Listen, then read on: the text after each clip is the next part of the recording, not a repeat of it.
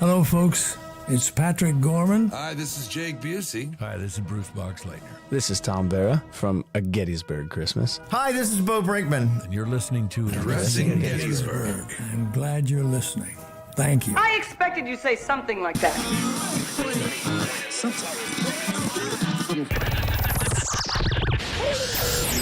Did you say Abe Lincoln? Good night, everybody. Bonfire! You're listening to Addressing Gettysburg Today. I love this podcast. Hello, exactly. Oh my God, they're taking this. Oh, it's so unnatural, and this is gonna look horrible, and this is bad, and how can he do that? That looks slippery, and this looks bad, and that's a bad color, and oh my God.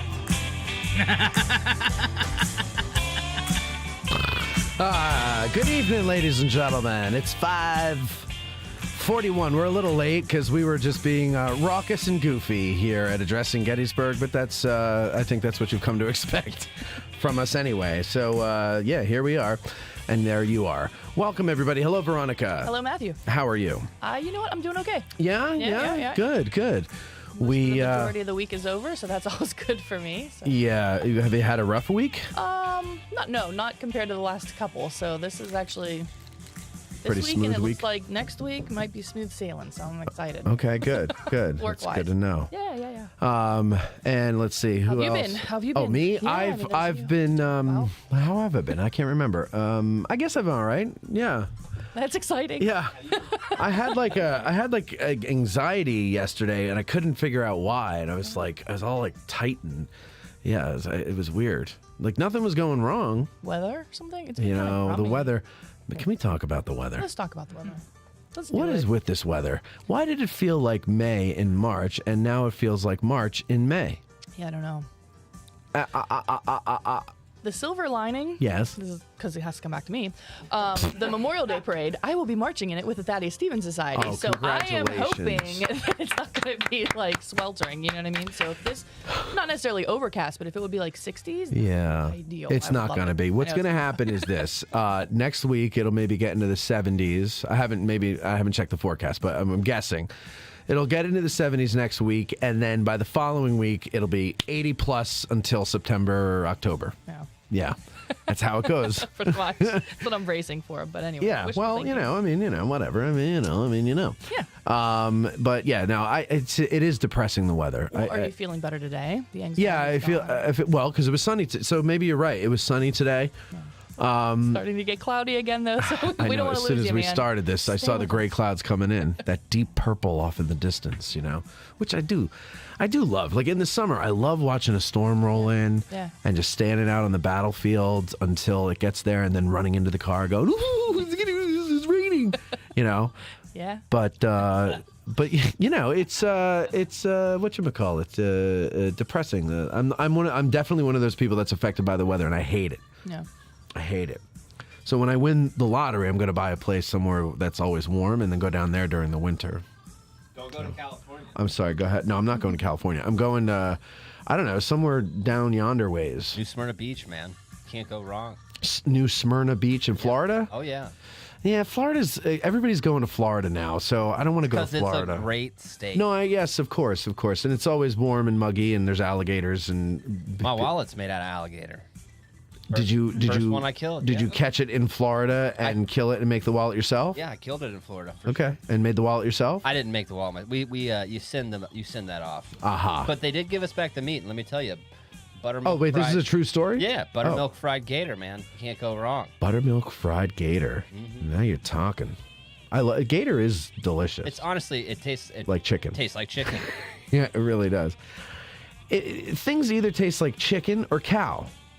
Or like really fishy. There is no in between. You know what I was surprised was very fishy? Kangaroo.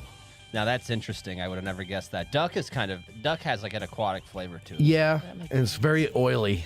Yeah. But Taylor and I just had bacon wrapped duck last night. Ooh, over where? In Chambersburg at Bistro 71, I think.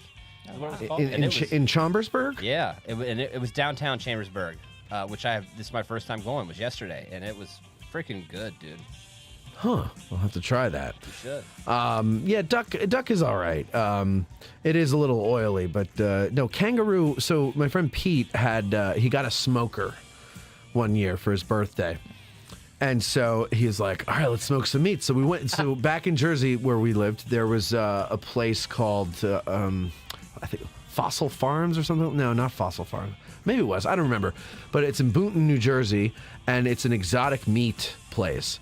So you're not getting beef there. You're getting like elk. That's delicious. And ostrich. Can't go wrong with elk, man. And they had python fillets that were enormous. Lost me at python. No, I wanted to get them, but they were like $90 a fillet.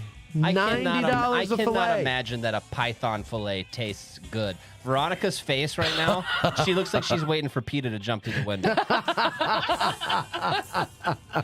No. My alarms are going off in the back of my... She's like, I'm waiting for a flashbang. Yeah, I'm waiting doesn't for even it. sound good. I don't even... Yeah. Everybody freeze! PETA's here. No, it looked like a fish fillet, like a flounder almost. So I imagine it was probably fishy. Real flaky? Well, it was freezed or not. It was like vacuum sealed, so I couldn't really see the texture too well. But it was a whitish kind of color, like a fish. Ugh, dude, listen, I'm on board with wild game all day, but I hate snakes. Oh, I hate them too, but I don't mind eating them. That's the devil, man. I'd rather eat them. Putting the devil in your body. Well, Snake. that's true.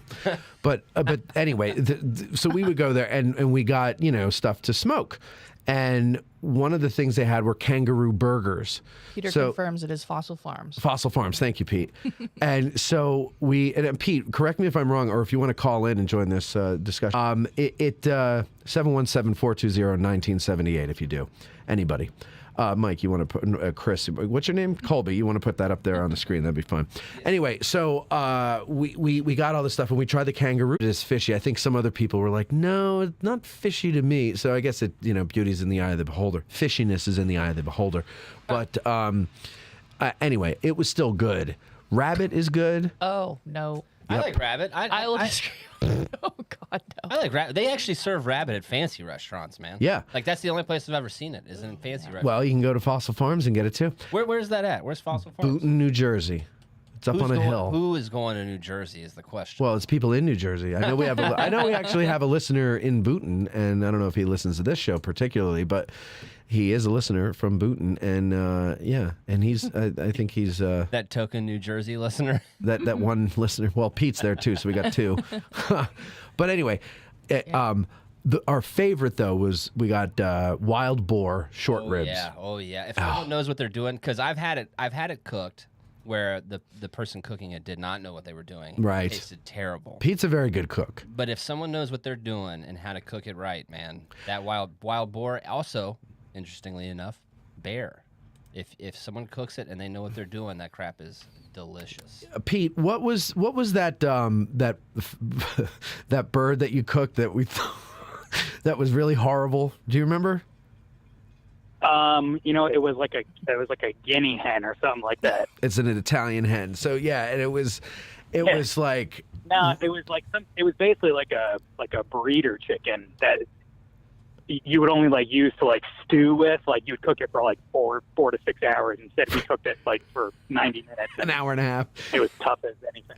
It was tough. It was really tough and chewy, and we were very disappointed. Pete was very upset. You couldn't even cut through it. It was that tough. Yeah, no, we had to get I remember we got your chainsaw out of the garage. Pete, what do you do? What do you do to make boar not taste musky? When someone cooks it that doesn't know what they're doing. I don't know. We got boar spare ribs. Yeah. And I just smoked them like I would do ribs, and they were unbelievable. Succulent. I mean, they were fantastic. And you didn't season them or anything, right? It was just the smoke and their natural flavor that made them. I probably did. I probably seasoned them with something. I don't think I did a rub. Probably just salt and pepper. Salt and pepper, right? Right. Well, the thing with a lot of wild game. So Taylor's brother is quite famous, and he's part of the meat eater crew, and obviously they have a cookbook out and everything on how to cook all this wild game. And he's told me before that you got to cook most of the wild game in the fat of the wild game. Ah. Right? That's a big thing about so don't over season it and let the natural fats do their thing. Okay. Well, whatever it was, we did this for a while. We would go and like just get a small smattering of different meats. Yeah. And I always enjoyed that, Pete. That was a lot of fun when we did that because it was good. I remember yak being like one of the best like tastes of beef you would ever have. Yes, yak and elk. Like beefy beef. I don't know how else to describe it. It's what beef should taste like. My first date with Taylor, she cooked me elk tacos. 100% like. Go ahead, Pete. What was that? No, 100%. No, I interrupted. My apologies, Pete. There's a delay on the phone. We need 100% like there's like grass fed and like pasture raised yak. Yeah. I don't know where they raise them, but yeah, it was delicious. Land. What's yak taste like? You said beefy beef, huh? It's like the way beef should be. It's like the best steak you've ever had. Yeah. Better than elk? I put it up there with elk. Yeah, elk to me doesn't taste like steak. But no, elk has its own. Elk definitely has a little bit of its own flavor. It's actually, I feel like elk is more like bison. Closer to bison. Better than bison, though, I think. The first date Taylor and I ever had, she made me elk tacos. I was sick as a dog, but I still ate them, and it was delicious. Yeah. What were you sick with? I don't know, man. It was freaking Montana in the middle of winter. I think I came from Florida, so I think just the severe weather change just got me. Yeah. You know.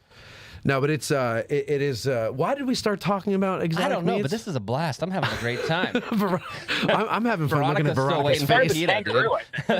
It started with kangaroo. Yeah, it did. You're right. It did. But why did I bring... Kangaroo was gross.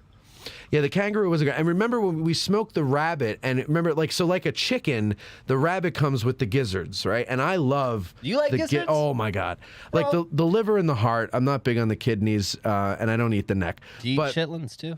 I would if somebody made them for me. Man. No, I know what it is, and it's fine. I'm fine with it. Yikes. But anyway, so so he smokes the rabbit, and then he's like, "You want the gizzards?" I'm like, "Yeah, I'll eat the gizzards." So he puts it in with the smoke, and I was so excited to eat the liver. That's my favorite part.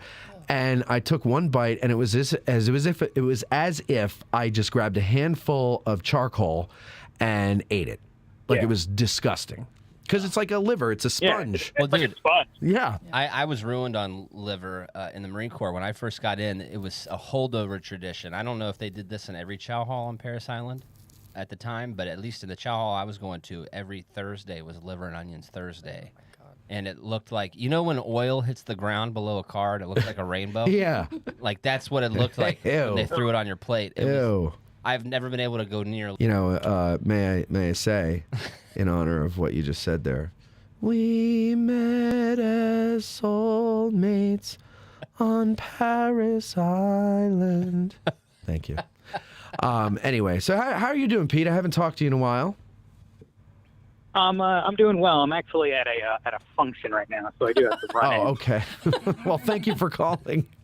Pete is a But I was like, we were like in between activities, so I was like, let me watch a little bit of AG today, and then I saw, like, I happened to just tune in when you were talking about kangaroo. I'm like, oh, that was me. Yeah, I was there. Were your ears burning?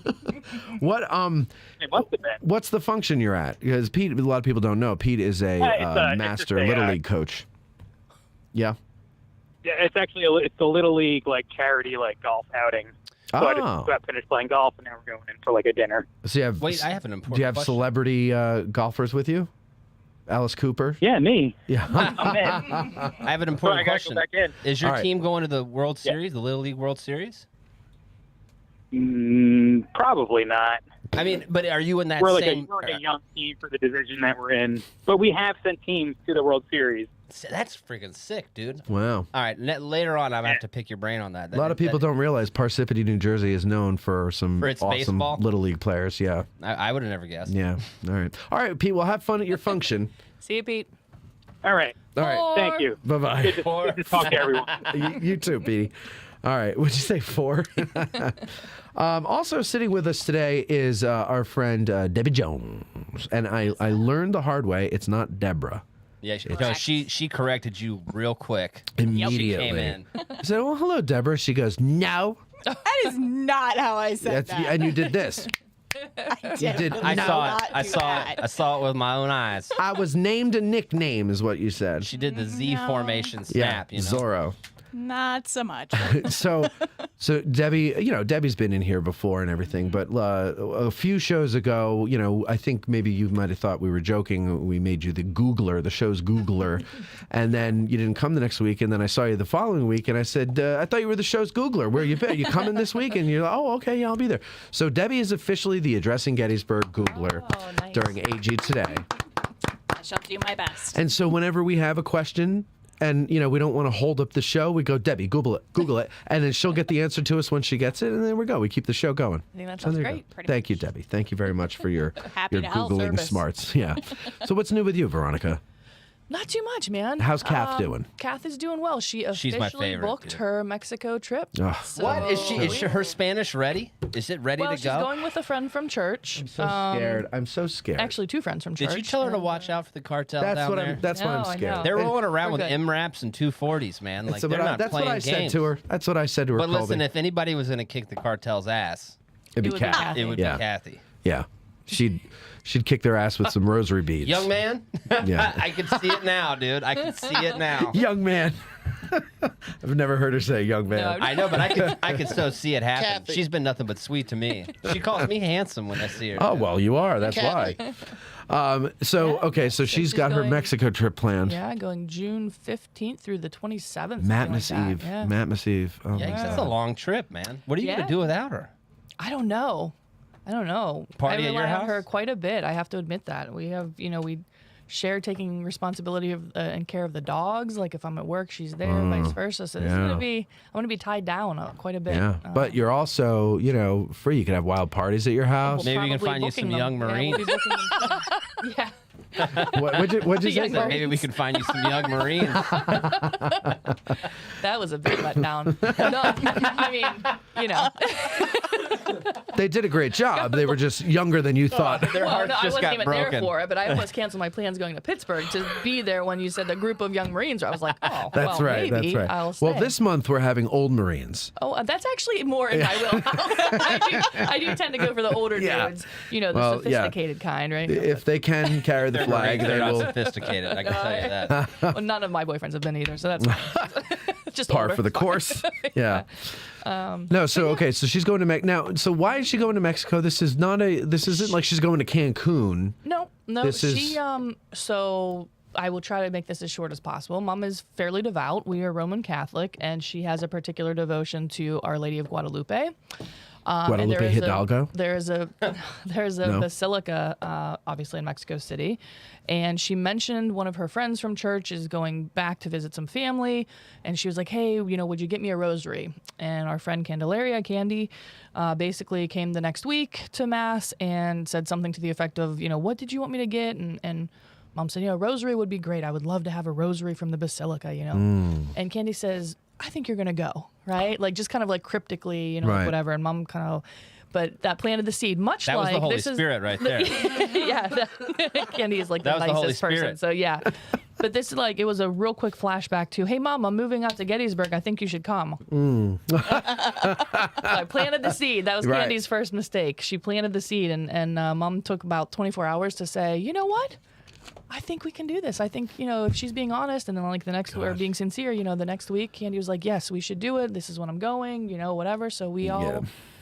met up with, I'm let the record show I am not comfortable with this. Oh, stop. I am not. She's actually going.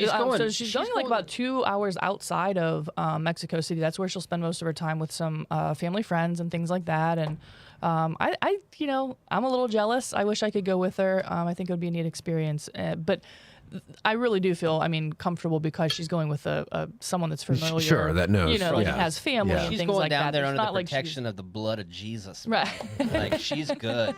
She's good. Yeah. Anyway, she's excited about it, so stop raining on her parade, I'm boys. not raining on her parade. I am just expressing my fears and You know, concerns. it's because he loves her. Well, I mean, she does Exactly. look like a drug, cartel kind of like mule or something. Totally. The way I would envision Yes, somebody. exactly. She would stick out Little like a Kathy sore holding thumb. her purse, Okay. Yeah. Oh, hello. I don't think she'll be mistaken for anybody that, endangering like the street corners or anything like that. So I think she'll be fine. No, she'll be all right. But I'm excited. I'm excited for her.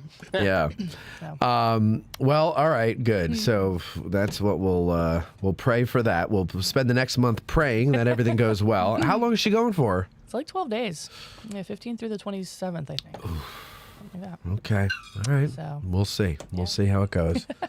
It'll be fine, Mom. I know she's watching. So of course, that's why I'm expressing my concern. I want her to know I love her and I don't want her to get hurt. So she's gonna be fine. She's all right. a big girl. She can take care of herself. Yeah. All right, Debbie. Famous last words. I'll hold There's you to millions of visitors to this. That's what people said about Matt before he moved here. Exactly. Yeah, look what's happened to him. I'm a big girl and I can take care of myself.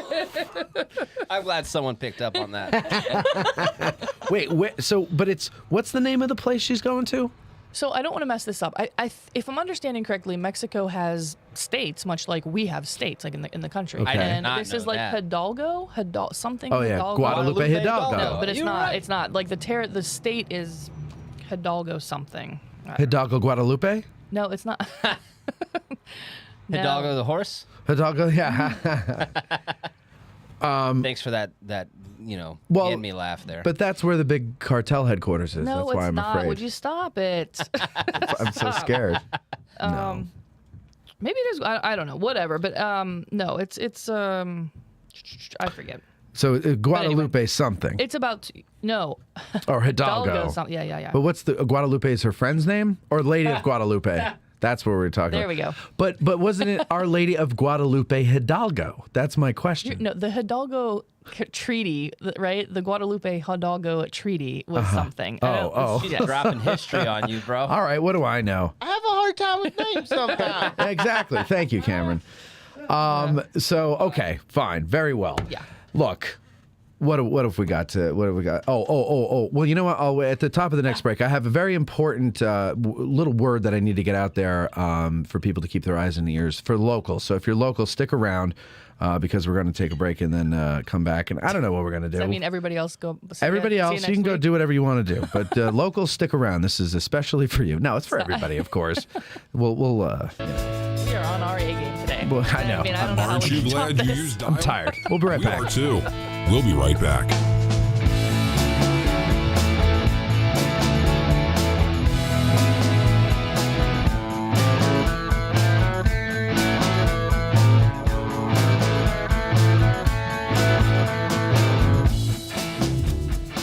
Want the freshest cup of coffee in Gettysburg? Then visit Bantam Roasters, formerly 82 Cafe at 82 Steinware Avenue. They roast all of their coffee in-house, and they have a full coffee bar to keep you caffeinated during your trip. Visit them at www.raggededgerc.com for their menu and shipping options for all of their freshly roasted coffee. Use promo code Hancock for 10% off your order in the cafe.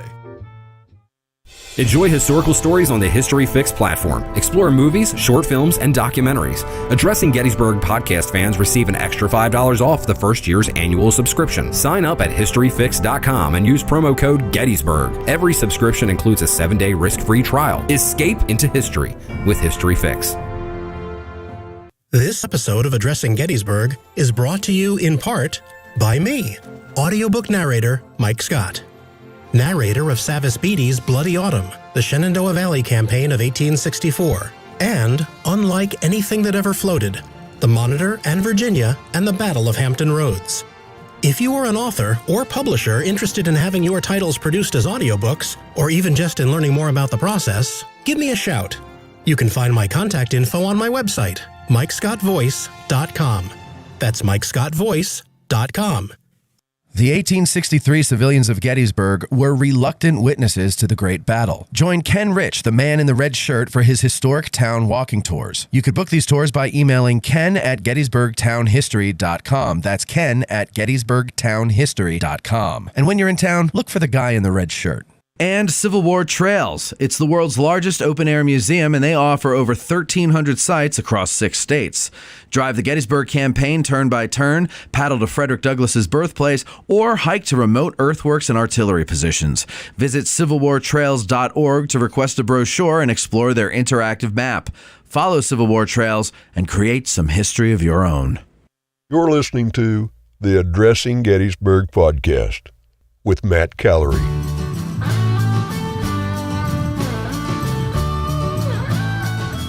listening to the man who refuses to travel while single. I love that I never read these before I start doing. Okay, all right.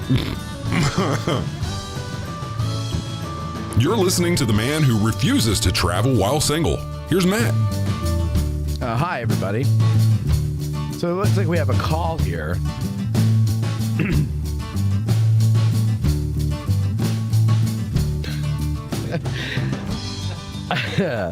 Caller, you're on the air. Hi. Hello, Listen how are up. you?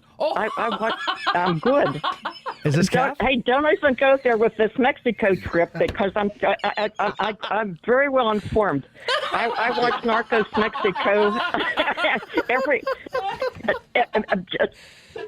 Thanks to Diego Luna, he was like he was the hook in there. So I watched all those episodes. So I got this cartel thing right down. It's Guadalajara where they were located. Guadalajara. Okay, Guadalajara. Oh, wow, that was close. All right, thanks for straightening me out. It's not Guadalupe.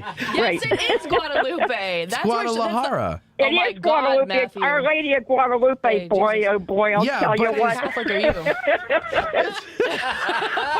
You know, by the She's way, throwing some shade at you. yeah, I right know. now. Like like Kathy has sat in this room, and I've begged her to come on the show, and she won't. But we make one joke about Guadalupe Hidalgo. You and touched a nerve, guys. I know. I'm telling you. I warned you. Oh boy. Oh, so here's the question, Matt. Yeah. What kind of a rosary could I get for you? You know what? One that won't disintegrate upon touching his hands. A double, to be dipped in holy water once or twice. a double blessed one if you can. You know what, Kath? I had when I was a kid, I had a wooden set of rosary beads. So I'll take a wooden set. Okay. A wooden one? Okay. Yeah. All right. Yeah, wooden I have a ones. question You're on. for I have a Okay. question for Kathy. Yeah. What's the question, Colby? So Sure, Colby. So Yeah. I was raised Bible Handsome. thumping Pentecostal, that too. But I mean, my church, they run the pews, they speak in tongues, they do it all, man. It's deep south. They run the pew. Dude, it's hysterical, but yes, they do run the pews. It's like a rock concert up in Like there. the running of the bulls. And, The running of the and pews. the older I get, and since I grew up in it, right, I've been doing it since birth. So like I'm very comfortable with that side of Christianity. But I would like to go check out a Catholic service. Would you take me to church with you one Sunday? Absolutely. All Would you right. mind going to a Spanish mass? I mean, am I no, I don't mind at all. Are they going to serve us Spanish food afterwards? Okay. Oftentimes they do have. Well, sometimes they do. Yeah, actually, they do a little breakfast thing sometime. But Count me in. at the end of the month, we're going to have Cinco de Mayo. It's from I forget what time it is, like 9:30 after the 9:30 mass on so into the afternoon. But and the food is fantastic. Yeah. It really is. Count me in. Now you're going to have to. Yeah. I'm probably going to ask a lot of questions because my Spanish is subpar to say the least. But I Okay. grande I'd like mis to go check it out. pantalones. Well, they have books there you can kind of follow along. So yeah. Perfect. Well, take care of you, Colby. Say that again. She's going to take care of you. Okay, deal. right, there you I like go. it. I like it. Okay, sounds good. Okay. Well, Kath, Adios, all right. amigos. We'll see you for dinner. Buenas noches. Buenas noches. See you later. Bye-bye. Love you. For some reason, the talk to text screener says Chelsea person ski Mexico trip. So it's like I knew it had something to do with Mexico. I thought maybe it was the person who's taking her was listening and they wanted to call and yell at me. But no, it was Kathy herself. Well, that was Kathy's first appearance on the show. Oh my God. Victoria, you got a freaking cool mom. Yeah. She's not so bad. Next time we want somebody to come on, we just have to make fun of their trip to Mexico Yeah, or something. Man, you lit a fire. Yeah. Okay. Well, good. So, if you go, so we don't really have much of a plan today. We're just kind of winging it. So if you have something you want to talk about, feel free to call in and we'll talk about it. If you don't, then what do you want me? What do you want from me? I have a question to pose for the audience. Go ahead. I'm all over. Well, I showed you that TikTok that's doing so well for us about Roy Benavidez. Yes. Basically Rambo. Right. And I was curious if anybody out there knows if there was a Rambo from the Civil War, right? So to give a little context, Roy Benavidez saves 8 people's lives and is wounded 37 separate times, right? In this 6-hour battle. What's something similar from the Civil War? Because I know it has to. Yeah, I know I've heard stories about people getting wounded multiple times while doing something heroic. I can't. Wasn't there like a Confederate here at Gettysburg that was like standing on a rock or The something? the tri-corner field or whatever, the triangle guns field up to him or something. It's on the rock right at the tip of the triangle field out here. Yeah. He there's kept that calling guy. everybody around him Didn't he coward. get shot a couple times? He got and shot finally, like 6 or 7 Like, times. yeah, that's what I thought. Like 6. Yeah. Well, there's I don't someone out know. at East Cavalry too gets like a saber to the head, don't they? That's savage. And still go like And still goes. survives. Yeah, I'm sure there were a bunch of those guys. But there's one guy who got a saber to the head out there and lived for a while afterwards. And we had Ashley Lusky on That's What She Said the other day, and we were talking about their Killed at Gettysburg website that they've been working on. And one of the guys on there took a saber blow to the head and lived for like weeks afterwards. But and the observations that the doctors made about him and his behavior and his sleep patterns and all this stuff it's just really creepy and sad and but no, I don't know. Does anybody in the comments section or want to call in and answer that question there? I thought that would stir the pot, but I haven't seen anything pop up yet. No pot stirred. What do the people in the audience have to say today? I see a lot of comments over there. Is it mostly just hi everybody? A lot of it's about the cartel and PETA. To be honest with you. The cartel and PETA. Nothing else? Andy Hunt says Andy was mad they wouldn't put him back on the rock. Well, that's after he's been shot like 7 times. Right, I think right. they were like, bro, you did enough. Right, yeah. Your service Wait a is... minute here. Dude, exclamation mark, twice. Commander Will Cushing, Alonzo Cushing's brother, like the first Navy SEAL. Like the first Navy SEAL. All right, well, Just I'm keep going to look going. into that. Yeah, he was hella badass dude doing riverine stuff in coastal North Carolina. Oh, yeah. Yeah. Is he down there with Burnside when Burnside's doing all the Carolina stuff, or is it after that? I don't recall. I just know I heard the story. C. but I don't McCurley, remember. 33. Let us know. Is he down there with Burnside, or is this after that? Gordon at Antietam, Rick Schneider says. Gordon at Antietam, Actually, yeah. and I love the way he greets his wife when she comes in to see him after the battle. Come give your handsome husband a kiss or something like that. Yeah, his face is just destroyed. Just destroyed. I know there was some... I don't know if it was at this battle or some other one, which a guy was hit like a ridiculous amount of times.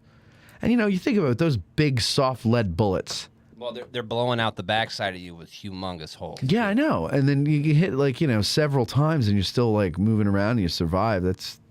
Who was the guy that ended up being like for lack of a better way of saying it, like the narrator for the cyclorama who lost the arm and was shot up with the I think it was maybe a shell that exploded or something, and they thought he was dead.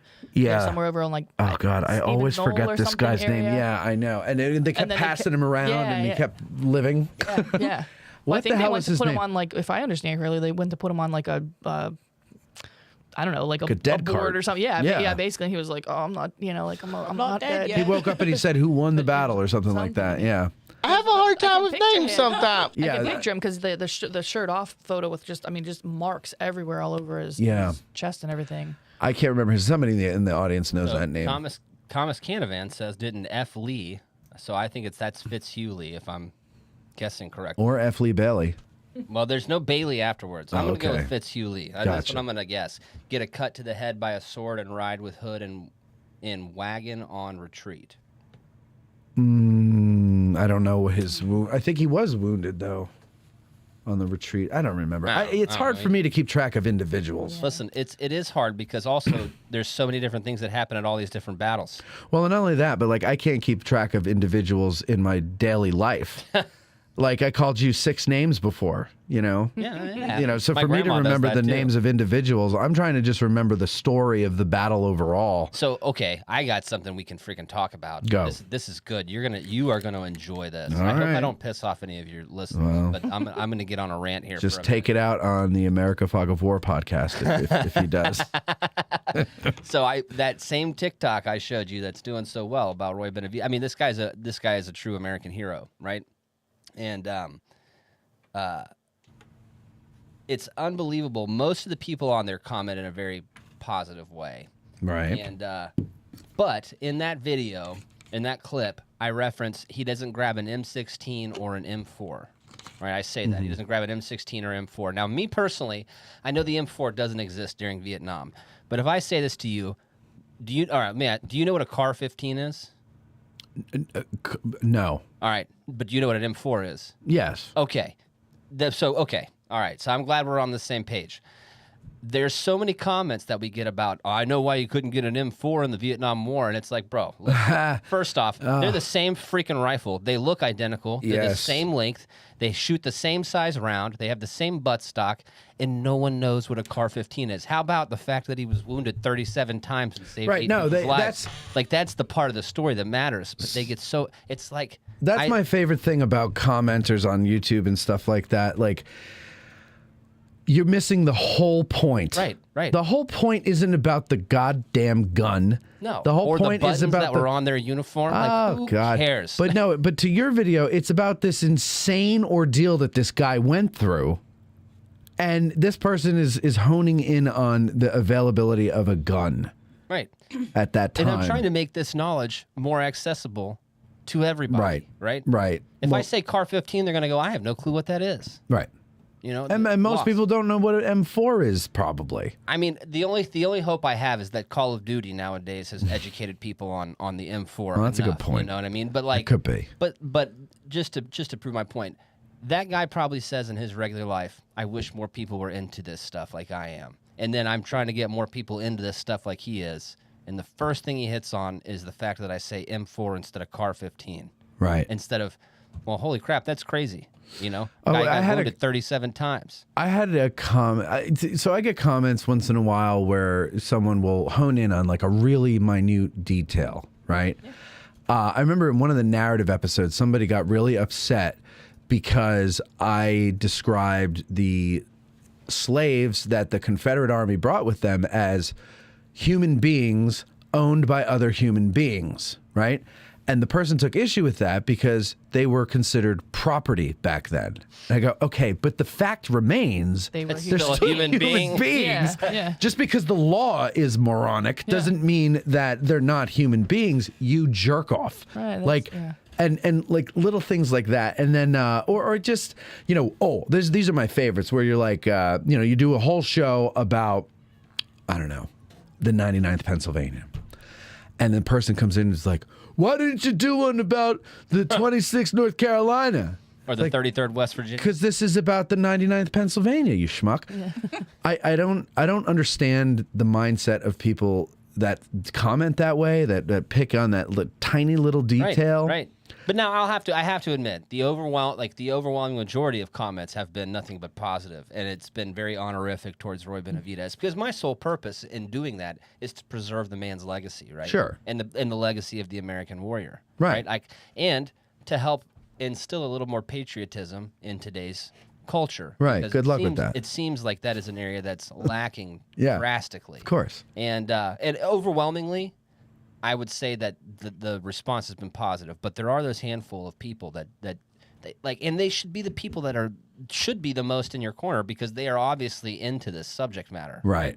So I'm trying to get more people into the same thing you're into, so that you can sit around and have these, you know, highbrow mustard level conversations about the war, and they get so hung up on weird things. Well, you know what it is, Colby? You can't. You just can't. You just don't read the comments. Honestly, this is. So I mean, I know it doesn't really bother you, but like, but the thing is, like, they have no idea. Like, to them, it's open my YouTube app, open my TikTok, whatever it is, and then this stuff is just thrown into my face, right? And they don't realize everything that goes into making it, everything that goes on. You know, they're seeing the tip of the iceberg when they see the finished product. They're not seeing all the rigmarole that you have to go through in order to make it. The thing that makes me so attached to the purpose behind it, right? The thing that makes me so attached to the subject matter to begin with, and the numerous gunfights I've been in, and the numerous friends I've lost in the process of getting to that point. You know, a lot of it. There's a lot built into it, but honestly, it doesn't really bother me. Like, there was another comment on there. and obviously this was a 100% troll comment, right? And so for those, I usually tend to laugh. You know what I mean? Because that's just it. They're trolling. They're trolling. Yeah. But there was a comment on there that said something along the lines of another murderer trying to get oil for the American government or something like that. And now listen, I know that the Vietnam War and the way it started, it wasn't the best ideal. Yeah. You know what I mean? Yeah. But that person is saying that having lived at the under the benefit of the freedom and security and comfort that men like that fighting gained them. Yeah. Having never lived under a communist dictator. Yeah. You know, and it's just honestly, it comes off more comical to me than anything. Yeah, you know what I mean. Like, and the real comedy is when is looking at that person's face when they realize just what is at stake. Well, there's a lot at stake. I mean, listen, the easiest thing to tie it in with now, because the same thing that happened in Vietnam has happened in Afghanistan. Yes, we pulled out in Vietnam the same way we did in Afghanistan, and what follows is death. Yeah, of course. There's a power vacuum, and then bad people come in and do bad things. But yeah, so good. Colby's got a TikTok, America Fog of War, if you want to go check that out. He is, Colby, with all that talk about patriotism, you are contributing to China spying on you, by the way. I know. Listen, man. I know. It's a moral dilemma I catch myself in every day. I think you should just work on YouTube. That's enough. Listen, that's the one that's going to pay, right? Yeah, that's why you need to work on that. I put it out on TikTok as a feeler, because... Yeah, but it's not though. It's askew. It's different. It's not. I know the algorithms. Yeah. But I wanted to see if people liked it. Basically, of course they. Yes. That's what I wanted to see. Is if the content we're putting out is entertaining enough to attract viewers, right? Mm-hmm. I put it up thinking we might get a few thousand likes on it. It ended up getting 420-something thousand views. Yeah, that's good. 37,000 likes. Yeah. In a matter of 5 days. It's unbelievable. So Good. I'm very excited about getting it up on YouTube. Well, when the CCP shows up at your door, we'll see how much you like that. One 400. for each of you. So in the last week, today's what, Thursday? So since last Friday, I have been to Savorhood 5 times. Tommy, Colby's sidekick there over on America Fog of War, was there twice yesterday. Twice in one day. I know this because I saw him on his second trip there. So, if you guys are coming to Gettysburg this year, you have to check out Savorhood. It's the best barbecue I've had in the area. I had the barbecue yesterday. It was very good. The smoked macaroni and cheese was delicious. I got the baked beans. I got the brisket sandwich. Why would you go with baked beans when you can get smoked macaroni and cheese? And it's barbecue. You have to get baked beans with your barbecue. No, you don't. You really don't. But it's a beautiful place. It was at the old Pike. You've been to the Pike, right? And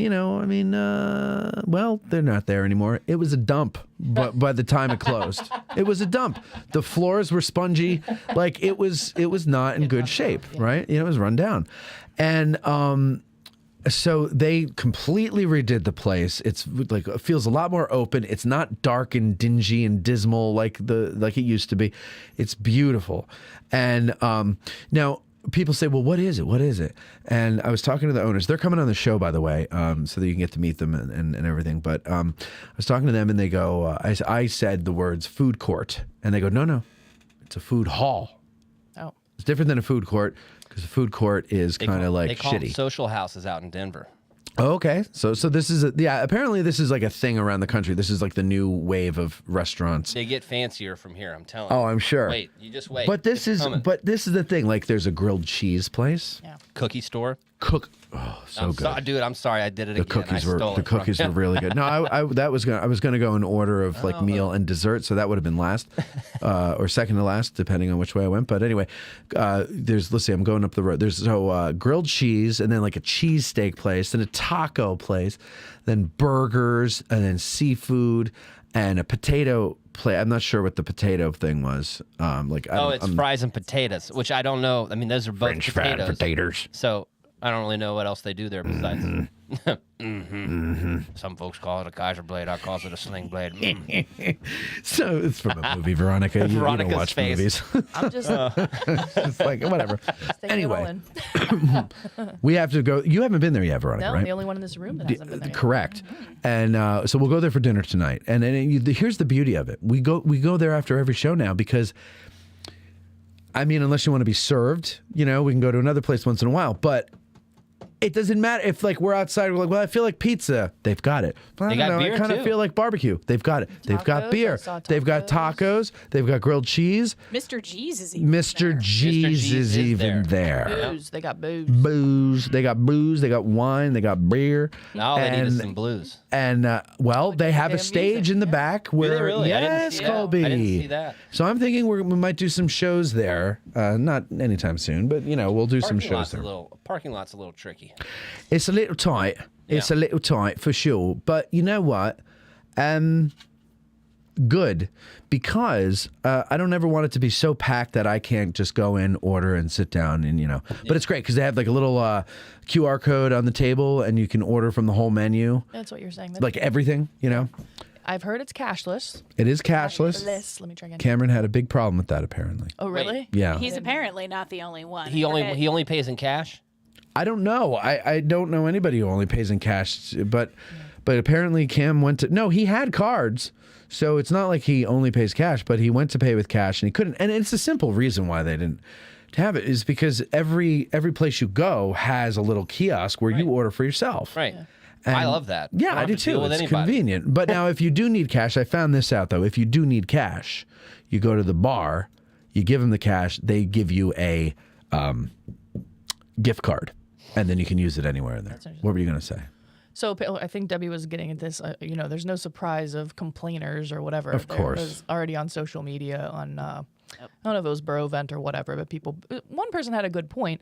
It lessens the likelihood of a robbery, right? Well, it does. Yeah, it There's does. no It cash honestly being does. That's true. exchanged. Yeah, Give me all your credit card receipts. Or another thing, and I don't know how this is set up. Maybe the owners can explain this, but like in a venue like this, where perhaps maybe a portion of the sales go toward rent Definitely, or something like definitely. that, then it's a way to track. Yeah. It definitely goes back to the building. There has to be a reason. So everybody just calm down. Everybody these days has a debit card at the very least. When's the last time you had Yeah. cash in your wallet, Matt? When is the last time you had cash in your wallet? I can't. The fall. Dude, I have no clue the last time I had cash in my wallet, honestly. Yeah, I don't carry it around much.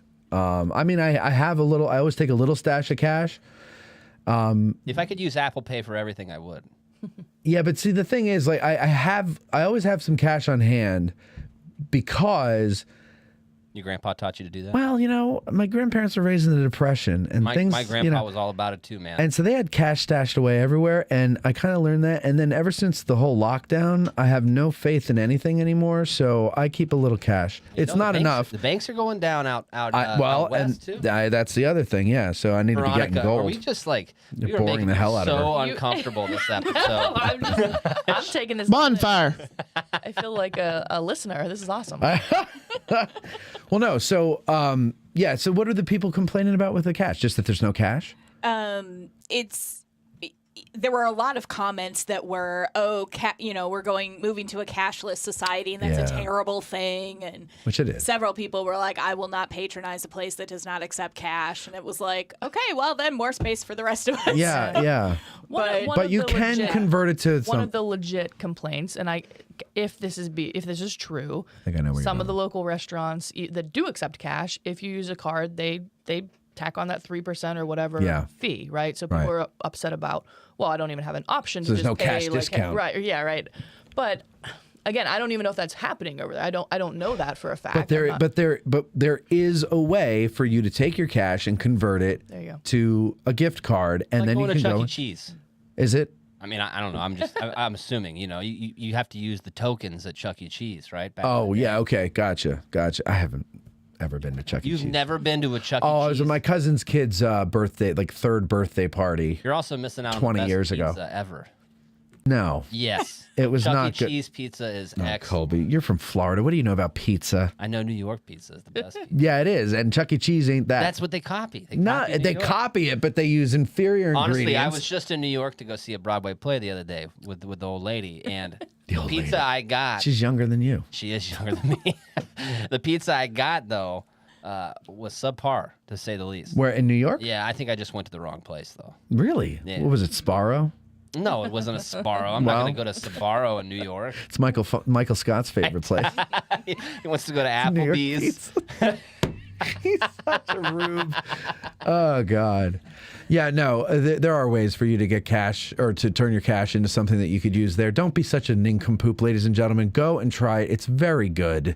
And you're living in 2023. I can tell you during Use the during cards. summer season, that place is going to be Oh, it's going to be packed.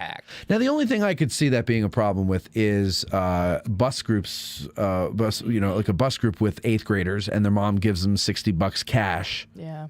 But they got a way to convert that. But they do have a way to convert it. Yeah, It's all good. Absolutely. It's all But people just have to know that. they have to know it, and I think that they need to, do a better job of letting people know that, so that they Kids don't just skip by it. Even like if they have a cell phone or something, you know, Apple these Pay? kids are right, exactly. Samsung Pay, whatever. They're Oh. so advanced. And also, I mean, think like, parents it's- do give their kids the card. Just I mean- take my card for the day No, because what she's got happen- another what card. happens is nowadays the kids get their own card that it's just attached to their parents' account. I'm almost 100% positive that's how most of Really? the parents are doing it. Now, when they get to a certain age, I don't think they're giving a 6-year-old a card, but No, but right, like middle school, high school, yeah, sure. because they're going to be off doing their thing, Right. Because the parents can see everything they spend their money on too, So we just showed our age there by saying, well, the 8th graders will have $60 in cash that the mom will give them. It's like, no, that's not how right, they they're old Watch or timer. whatever else. Yeah. My mom gave me a sack of gold coins. I had to walk to school 2 miles uphill in the snow every day. Wow. All right. Well, anyway, I love the place. I think the atmosphere is great, and I think the food is really good. I mean, so what was it? When we went there, I had a crab cake sandwich. They use real crab in the crab, which a lot of places around here do. But you know what they didn't do? What didn't they do?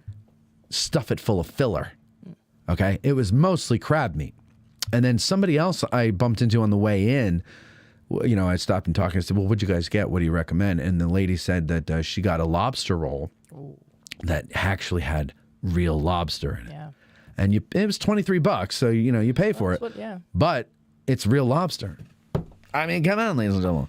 And the barbecue's great. I haven't tried the pizza. I think tonight I might try the pizza. I'm not sure. Try the cheesesteak. I had a cheesesteak. How that was the really cheesesteak? Was very it good. Very good. What kind of cheese they put on? Is it the whiz? Cheese. It's not the whiz. No. Do you It's know- like sliced cheese. That it took Savorhood opening for you to try a cheesesteak sandwich from the food cart that's right around the block from your house. What?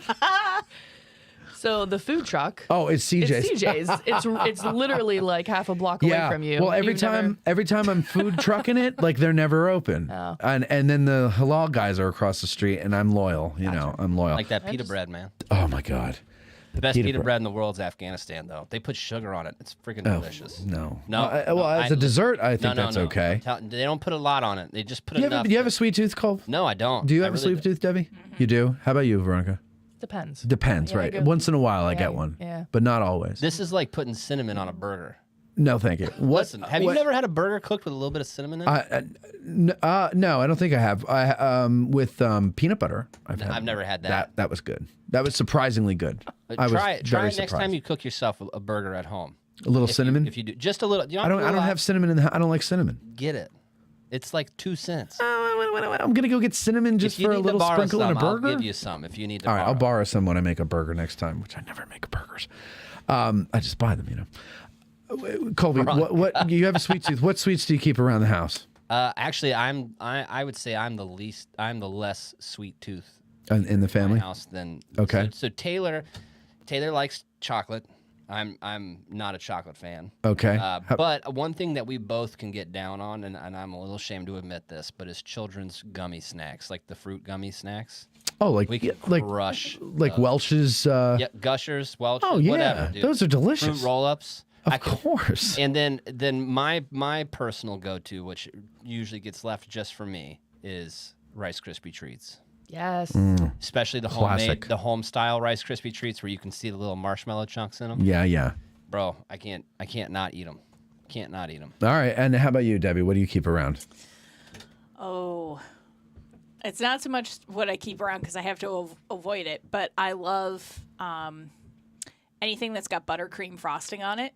So cupcakes, cakes, Oh, yeah. Those stuff little like crackers that So, like, come with baked the buttercream goods. in Yes. the inside. Yeah. cookies that have the frosting on them. The buttercream cracker sandwiches.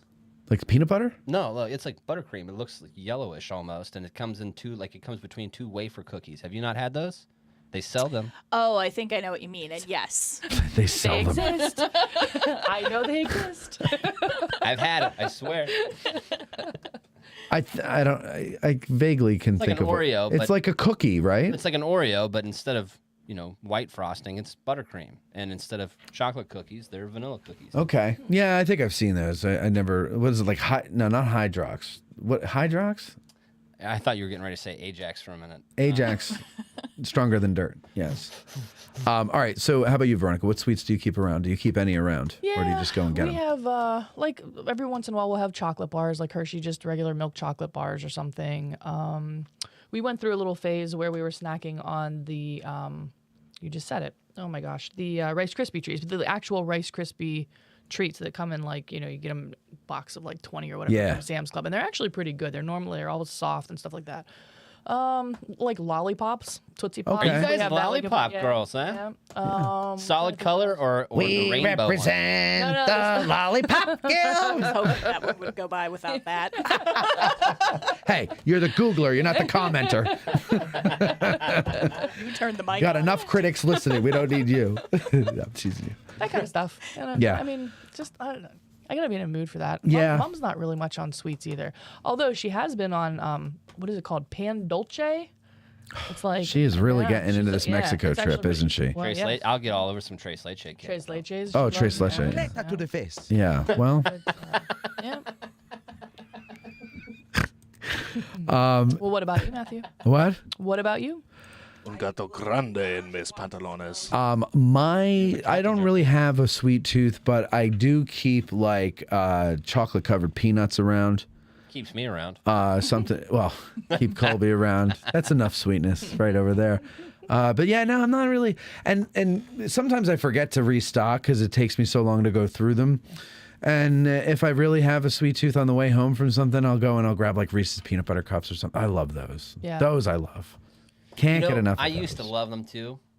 Until. And I hate to do this because they were great to us when we were overseas, but the USO sends very select things to you: beef jerky, strawberry Pop-Tarts, and Reese's Pieces. Sounds good to me. Listen, at the beginning it was, but you go for a year, and that's Mm. like the only snack. I still to this day can't eat Reese's, and I still Reese's Pieces. Reese's occasionally I can muscle down, but I can't even look at a strawberry Pop-Tart. Really? Nope. But beef jerky's still cool. Depends if it's like the if it's like The Jack Links. Jack Links. No, Oh, not yeah, doing it. But yeah. if it's like the nice stuff, like that they Like sell at the homemade country stuff, yeah. store, you know what I mean? Jack Links are like eating leather. Well, They're too. It's too. I like the other ones that are. Oh no, Jack's. No. they're What? soft. No, I'm thinking of the one with the little cowboy cartoon guy on it. What are those? Yeah, I like those. The Wild Bills Bill. or That's the something? ones I'll eat. What? What is it, Veronica? Charles Adams says, have you seen the proliferation of different fillings in Oreos these days? What a time to be alive. Well, that's love like. it. Have you gone down the condiment aisle and seen that they put mayo and ketchup in one bottle? What do they call Yikes, it? that's Mayo gross, chip, dude. or Ugh. or ketchup? That's like when they used to put peanut butter and jelly in the same bottle. I hated that when I was a kid. But that just goes to show you how disgusting we are as a society. That you can't go and get a jar of mayo and ketchup, which, by the way, in high school, we used to mix that together and dip our tater tots in them in the cafeteria. It's quite delicious. But it's also, what is it, Russian dressing? Is that what it is? Isn't that French? French dressing? Whatever. It's Or one of I- those. Oh yeah, it might be. It might be right. It might be. Yeah. I think you're right. one of Island, those. 'cause One that's of what they those. put on the Reubens, right? I'm pretty Yeah, sure. yeah. Sorry. So I mean, we eat it anyway. But the point is, like, it's just so nasty. Peanut butter and jelly in a squeeze bottle. Like, how lazy have we gotten that we Also, can't you never get the portion right, man. The portions are never Well, right. and that's the thank you, Colby, because sometimes I want a little more jelly than peanut butter, or a little more peanut butter than jelly. The ratio isn't right. The ratio's not right. You can't get it right. And same thing with the mayo chip or ketchup. What do they call it? I think it's Ketchup, mayo. I like chip. that. I like ketchup Yeah, way but better than mayo. But I think their marketing people went with the other one. I don't know. It's disgusting. And and then like when you see where was I? This is like about 6 or 7 years ago. I was at Fridays, right? I hadn't been to a Fridays in forever. TGI, the one here in town? No, this is back in Jersey. Oh, okay. And we sit down, and you know how they have those little plastic things with the menu or whatever in it, like with specials or whatever. Well, this one had it was a burger with like cheese, bacon, onion rings, bun, and then on top of the bun, like with a skewer stuck through it, was like hot dog. Yikes. And it was the most disgusting thing. And then remember, like years before that, I remember seeing Pizza Hut putting hot dogs in the crust Get of out. the pizza. No. And I just started getting disgusted with our culture around that time with the hot dogs and the pizza thing. Because to me, those are two separate junk foods. Well, out in Veronica's neck of the woods, they put French fries on their salads and claim it to be healthy. Yes. Yeah. That's right. That's the big trick. Pittsburgh steak salad. yeah. That's exactly what Dude, it is. I Put the swear to God, fries on the salad. I went to lunch with a guy one day, and he's like, I need to eat healthy. I'm going to order a salad. And he ordered a salad. It comes like that on the menu. Yeah. He didn't ask to No. have No, fries no. put on. It's a Pittsburgh steak They bring salad. it out and stick it in front of him. I said, bro, I thought you said you needed to eat healthy. And he said, I am. It's a salad. I said, what about the pound of fries in the salad? He had to be joking, right? No, Like he was deadpan. So he serious. really was that dumb. Dead serious. Okay. I mean, we were working in oil and gas, so. You were what? We were working in the oil and gas industry, so take it for what you will. But that being said, What are you saying? Again, America Fog of War podcast, not addressing there's some Gettysburg. smart guys in that group, but he was what I was. Listen, I was at the low end of the totem pole as this guy was. Yeah. We were just the. Well, you the, keep the hammer besmirching swinger. entire industries, you're going to be on the lower end of the totem pole. Let me tell you that. Listen, they have thick skin; they can take it. Yeah. Okay. We'll see about that. They can take it, not online though. People can't take things online. It's funny, man. It is funny. I know. Dana, real quick. Dana. Oh, sorry. Luffer? Luffer? Okay, Luffer says, It's I just have actually to a keep friend of my wife from making pies. Just ask Debbie. There Say you go. what now? He Your just what? has to keep his wife from making pies. Oh. Yes. Yeah. She a They good are pie maker? reenacting friends of mine from back home. Okay. And she makes some of the best pies. Really? Period appropriate. Oh, really? I've always Make wanted to pecan- try make period pecan appropriate pie? like you can only eat them once a month. I might have something for you in our news segment. Oh, well then I can't wait to get to it. Let's do that. might. Okay, great. We'll go to the news segment right after this break, but right now I've got to go tinkle. So we'll be right back, and we'll get to the news, and then also that thing I wanted to tell you before. We'll be right back. Want to promote your Gettysburg business? Send an email to sales@addressinggettysburg.com. I've never heard of that.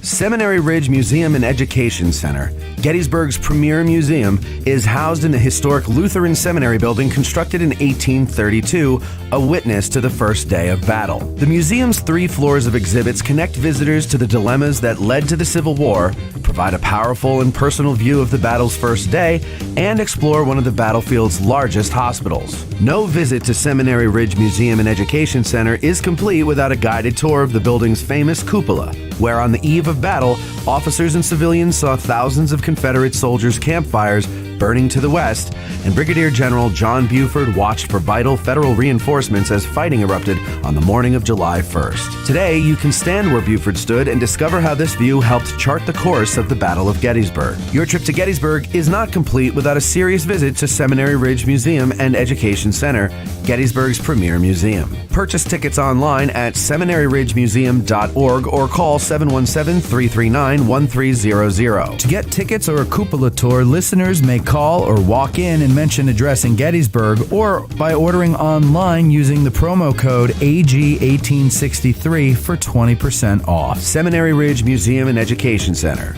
It began here. There's a devil to pay. If you're a lover of history, then go to trhistorical.com. There you'll find apparel, drinkware, decor, and more featuring a wide range of interests from the ancient world to the Cold War. Looking to make an impression with the perfect gift? Well, TR Historical now offers gift cards and a vintage wrapping service for a truly unique presentation. And our listeners will receive 10% off plus free shipping in the U.S. when you use promo code GBERG1863. So go to trhistorical.com, TR Historical, for the love of history.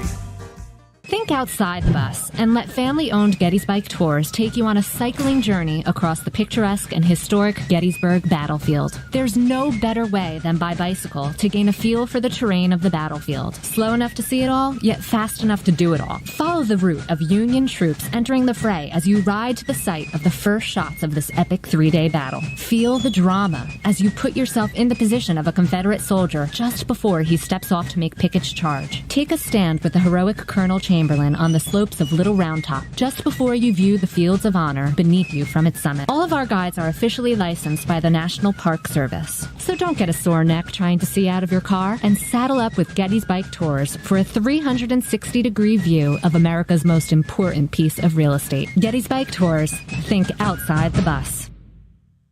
Go to gettysbike.com or call 717-752-7752 to book a battlefield experience you will never forget.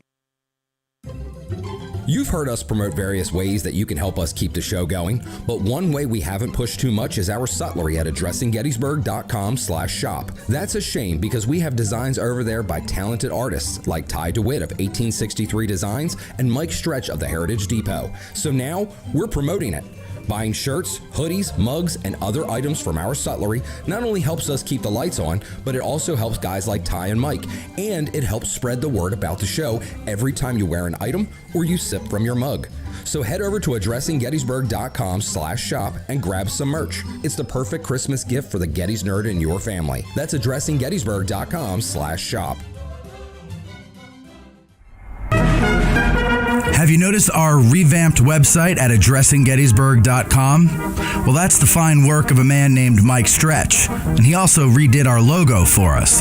Both of them I originally designed, and both of them were originally horrible, but now they're nice, and that's all thanks to Mike. And Mike has an awesome t-shirt company called Heritage Depot. There you'll find great designs based on Gettysburg and the Civil War with t-shirts and other types of merchandise. So go to heritage-depot.com and spruce up your Gettys Nerd wardrobe. That's heritage-depot.com. Our favorite bookstore in Gettysburg is For the Historian, located at 42 York Street. It's because they have the best selection of Civil War books in Gettysburg, both new and used, and online they have even more to choose from.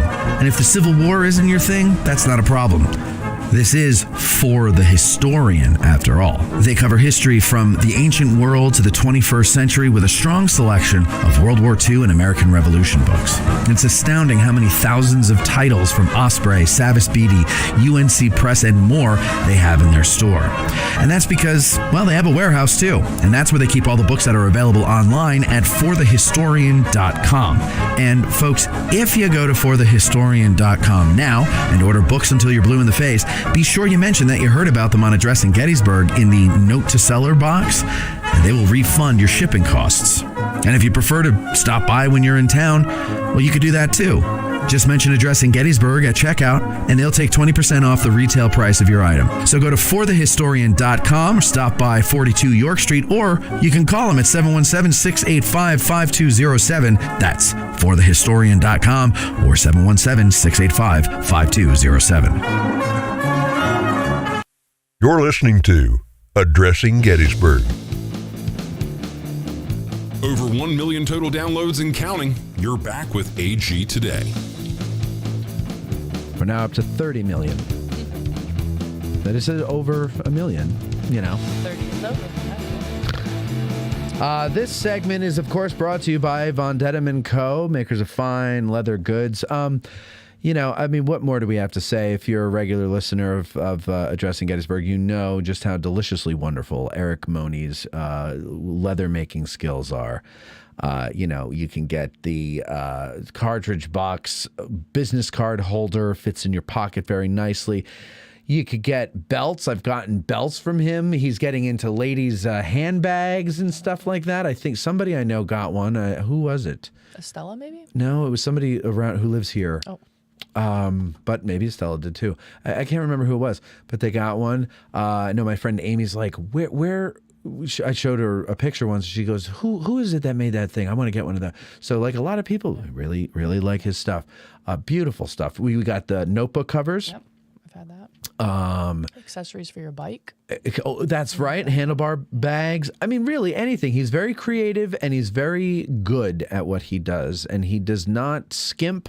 He has the finest leather that he can get his hands on.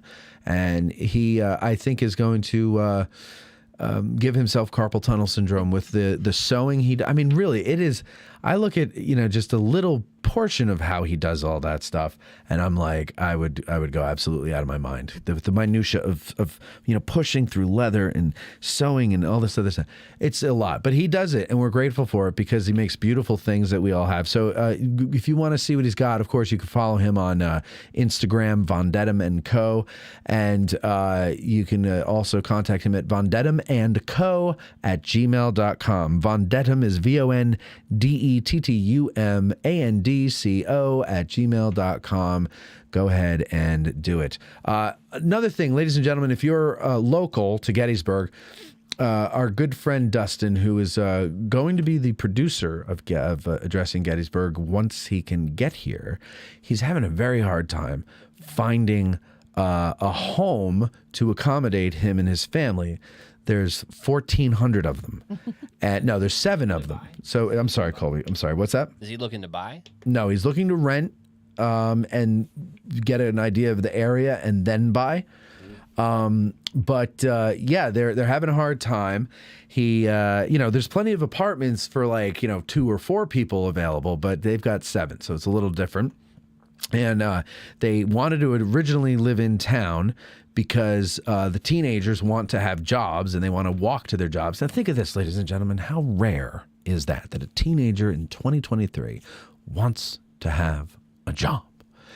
But they're having a hard We time. just need to collectively pool our funds and buy the old Flex and Flanagan and have a storefront in the front and rent out the house to you. Let's do it. In the back. I've got I think it's $75 I could put into it. Yeah, let's do it. Yeah, I think we're close. We're close. Yeah, we're almost there. Tell him to look out in Ortona, man.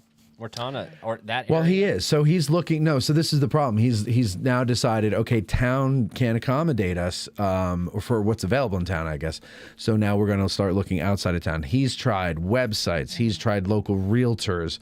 It's a big mess, the housing market today. And I said, well, Dustin, I never got through the usual channels. It's always through who I know and word of mouth. And I said, I'm going to put the word out on the show. Hopefully someone listening is local and has property that they're looking to rent out or knows someone who does. Again, it's got to accommodate 7 people. It doesn't matter if it's in town at this point, although if it is, that's preferable. If not, farmhouse somewhere out in the middle of nowhere. Maybe not in the middle of nowhere, but, just outside of town, that would do as well. Shoot me an email, matt@addressinggettysburg.com. You know how much people want to get down here and everything. He actually, I don't know who this was. It was a house on Baltimore Street, but he actually spoke to a landlord on Baltimore Street. The house could accommodate them, but the lady asked him about who they are. And so he said, well, or this, that, and the other thing. But because she has a different last name than him, they're living in sin. And the woman immediately, I haven't heard that in a long time. The woman immediately went from very warm and friendly to, oh, okay. And then she couldn't get off the phone fast enough. I can't believe that is, it's a professional reason she keeps her name what it was. I never changed my name. You never changed yours either, but you were still married. Yeah. Yeah. So it's just really silly how people are. And otherwise they would have been here by now. So, whatever, maybe they wouldn't have, but anyway, so the point is we need your help. So matt@addressinggettysburg.com is the email address if you know of something. And now, ladies and gentlemen, You doing news or events first?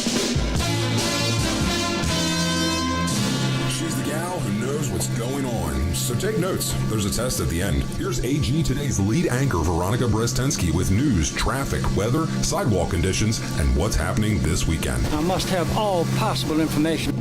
Bonfire. Kathy. Oh my God. Well, in keeping with our discussion earlier about food, the news segment is all about food this week. Oh, delicious. Perfect. Gettysburg, we are really up in our game with like food and beverage locations. Yep.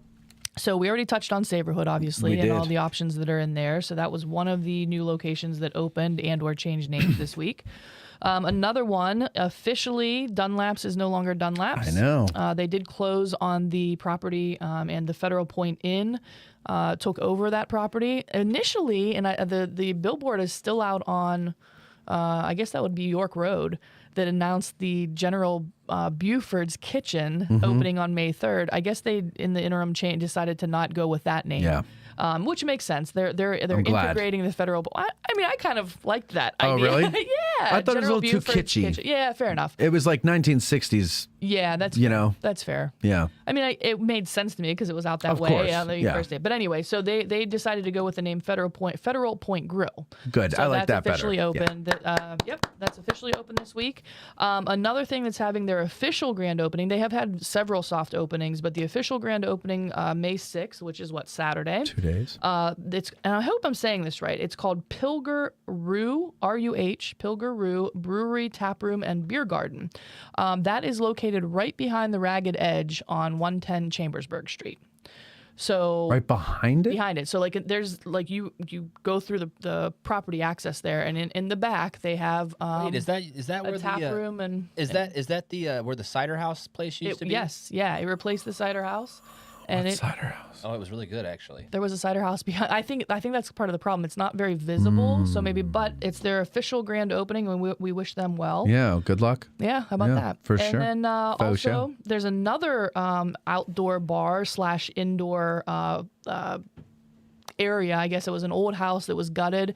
There's an indoor space with a pool table, et cetera, but an outside bar right behind the Gettysburger now. Oh. So the owners of the Gettysburger teamed up with the former owner of Mr. G's, Mike Glatfelder, and Mr. G's is now a permanent food truck behind the Gettysburger, as well as the owners of the Gettysburger have a new bar called The Hideout, and it's behind the Gettysburger.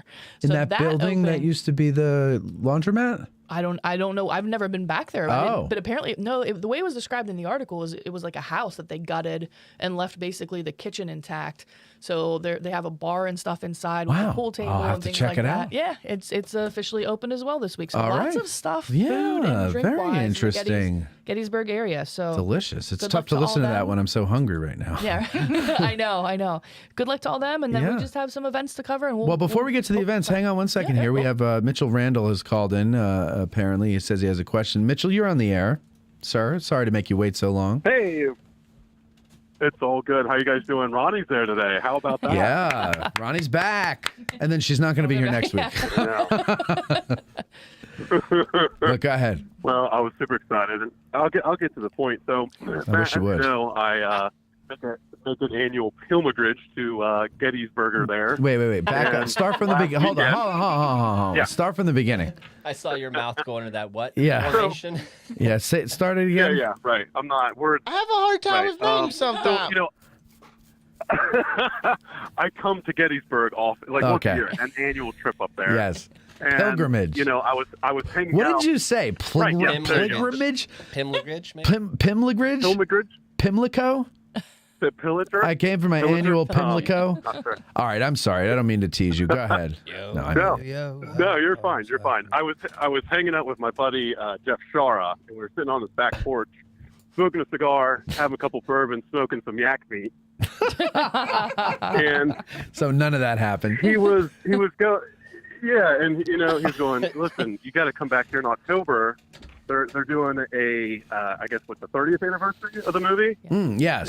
It's going to be like a ton of events and everything. And he's like, what's your buddy? What's his name? Matt Celery? I was like, no, it's Matt Calorie. Jeff. Matt Calorie. That was like, calling that. He's like, I don't, we don't. There's nothing. He usually is around during that time, but Are you doing anything for the anniversary in October? Or I was thinking about coming up, but Wait, I don't see your name on anything. Hold on, I'm not following. So, but you really weren't sitting there with Jeff Shower, right? You made that story up. That's too easy, Mitchell. Yep, of course, yeah. Yeah, okay. Because if you're smoking cigars on his porch and I haven't yet, I'm going to be pissed. All right, so wait, but what's the question? I'm totally lost. Yeah, the anniversary event for the movie in October. Yeah, okay. You know, I understand. Yeah, there's a bunch of events. You know, and I haven't seen you say that you're involved with anything. You know, are you involved with any of that or? Well, so as far as the things going on in October, no, I haven't been invited to anything. But Gary Edelman's been working on a video that I've been helping him with, and he's been very cool he put a short video up talking about it, put our logo there at the top, and I've helped him with that. He's been bringing the actors back, and we've been going out to the movie locations and talking with them and seeing what they remember, if they remember anything, and because it's 30 years ago. And so I'm in that. He interviewed me, interviewed Hessler, and other people that are not movie people. But no, as far as all the stuff going in October, unfortunately, no, I have not been asked to do. I don't even know what's going on. It's so hard to find the answer to what is going on, who is organizing it, who's doing what. I think different organizations are. Yeah. My understanding is John Pinkerton is going to have an exhibit of artifacts from the movie. The Adams County Historical Society have put on sale 2 different dates of tickets for a bus tour of movie locations. I think those are on sale already. Right. I believe, I'm going to get this wrong. I think it's Main Street Gettysburg. I'm almost positive it's Main Street Gettysburg is also doing some kind of tours and things like that. But I think they're encouraging you to sign up for their email to keep in the loop about what's going on.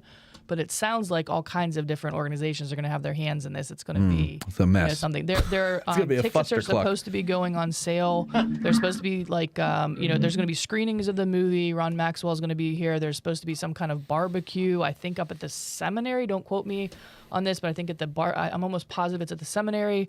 Certain price levels have been announced, but the tickets aren't on sale yet. I think there's like VIP tickets for $300, and I think there's something else for like $175 or something like that. But those tickets should be going on sale, and hopefully in the next couple weeks I'll have more information about that stuff as we go forward. But it sounds like everybody kind of has their hand in the pie a little bit. So as long as I can hang out with my boy Bo, man. Wow. Yeah, well, you'll be able to do that long before October. I know, but I'm just saying that at events, that's my wingman at events. So what's your point, Mitch? You want to rub salt in the wound? Is that what you're doing? Yeah, a little bit. I mean, it sounds like Ronnie has some things going on. Maybe I'll hang out with her and call her when I'm in town. Yeah, smoke with me on the back deck. She just knows what's going on. I mean, Matt, you've interviewed these actors for the past 3 years, and I'm just kind of surprised that you're kind of coming up empty here, huh? Well, really not taking it easy on you, is he? No, not really. No, I don't know. I'm going to be in the video that Gary's doing. That's going to get far more attention than any event that's going on here. So, and that'll last longer than the memories, I guess, of the events that are here. But I would love to do something. I would love to like host a panel or something like that. But I'm not addressing Gettysburg's not going to do anything. Because I can't imagine the amount of money that it would take to bring these guys in. If it's going to be any of the headliners whatsoever, I'm sure whoever's like kind of footing the bill to bring them in and that kind of stuff, I'm sure they're going to have dibs on hosting them. Of course, right? So, but that doesn't mean they know how to host anything, right? I understand that, but I'm just saying that doesn't mean they have the personality. That doesn't mean they haven't been talking to these people for the last 3 years and know a good chunk of them. Right. That doesn't mean they wouldn't be afraid to talk to Martin Sheen. What? You're going to get the Jeb Stewart guy to come back? He might be. Yeah, I think he's coming back. I think he's coming back. Hysterical, dude. The thing is, and I'll give this is a little piece of advice for anybody who's going to actually host the whatever panels they have. Don't think of them as celebrities. Don't think of them as anybody other than a person sitting across from you with halitosis and, something like that.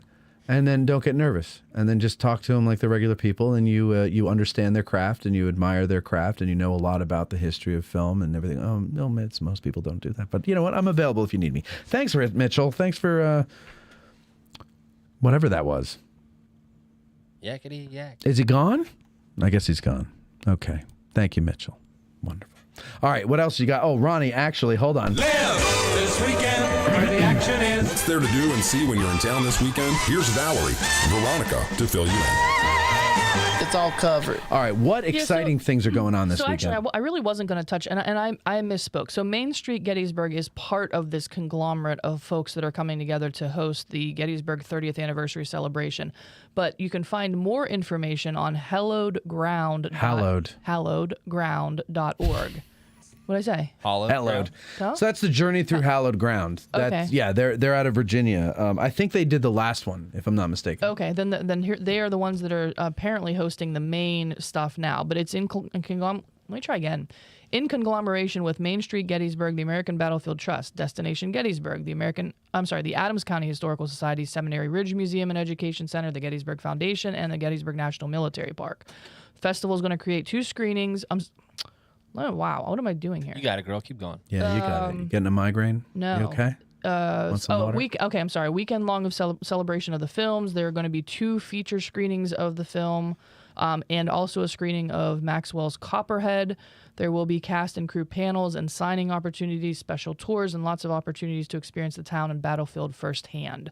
This officially, like I said, has been announced by the Adams County Historical Society, and tickets are on sale. I have no idea how many are left or anything like that.